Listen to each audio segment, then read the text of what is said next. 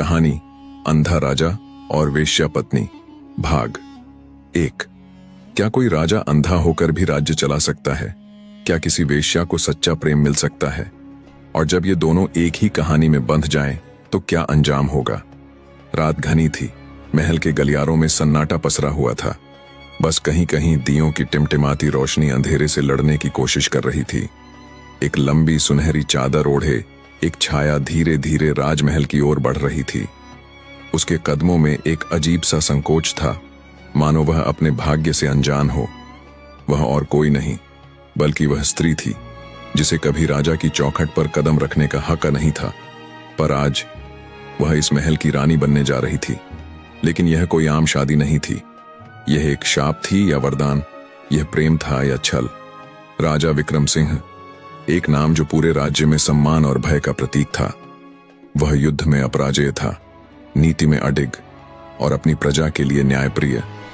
लेकिन एक दुर्भाग्यपूर्ण युद्ध में जब दुश्मनों ने धोखे से उस पर वार किया, तो उसकी आंखें हमेशा के लिए अंधकार में डूब गईं। अब एक अंधा राजा राजगद्दी पर बैठा था, पर अंधा होना उसकी सबसे बड़ी कमजोरी नहीं थी, बल्कि वह षड्यंत्रों का शिकार हो चुका था।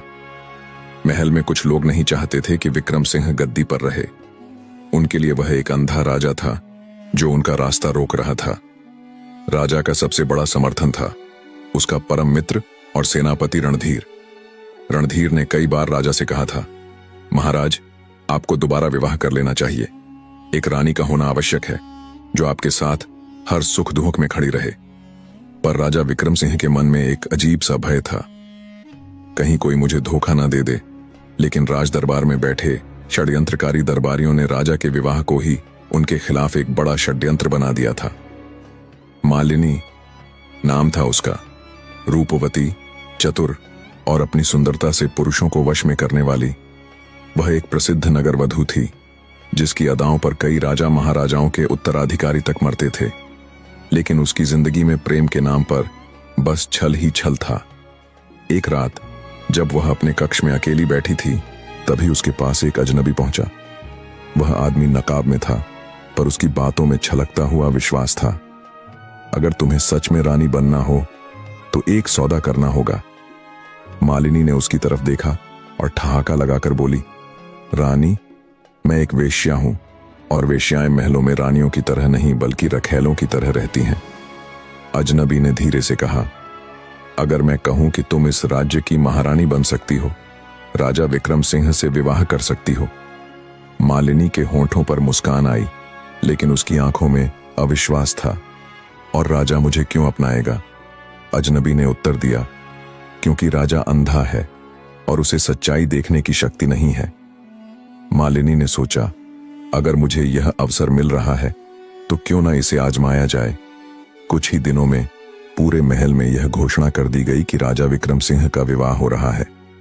पर कोई नहीं जानता था कि रानी बनने वाली स्त्री कौन है। जब विवाह संपन्न हुआ और राजा ने पहली बार अपनी रानी का स्पर्श किया, तो उसे लगा कि कोई अजीब सी बात है। यह स्त्री क्या सच में मुझसे प्रेम करती है? राजा के मन में संदेह था, लेकिन मालिनी ने अपनी मीठी बातों और कोमल स्पर्श से धीरे धीरे उसका विश्वास जीतना शुरू कर दिया। वह रानी के रूप में महल में रह रही थी, पर उसकी आंखों में कुछ और ही ख्वाब थे।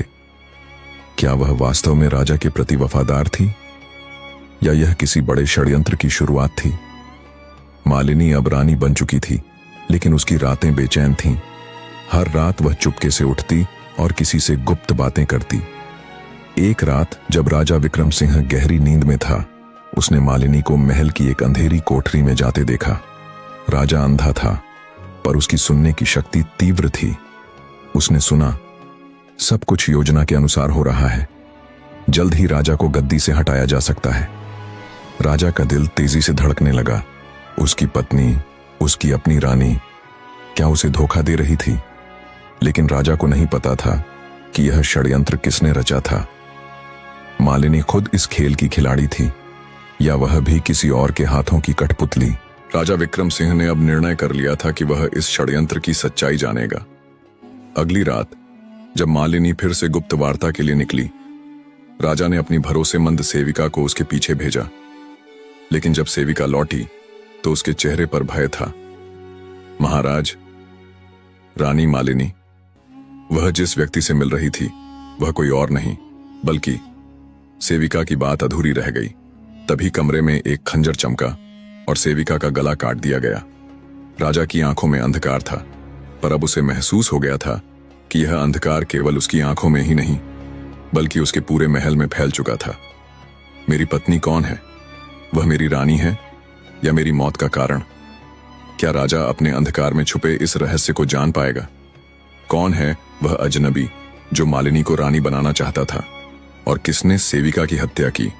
जानने के लिए देखें अंधा राजा और वेश्या पत्नी का अगला भाग।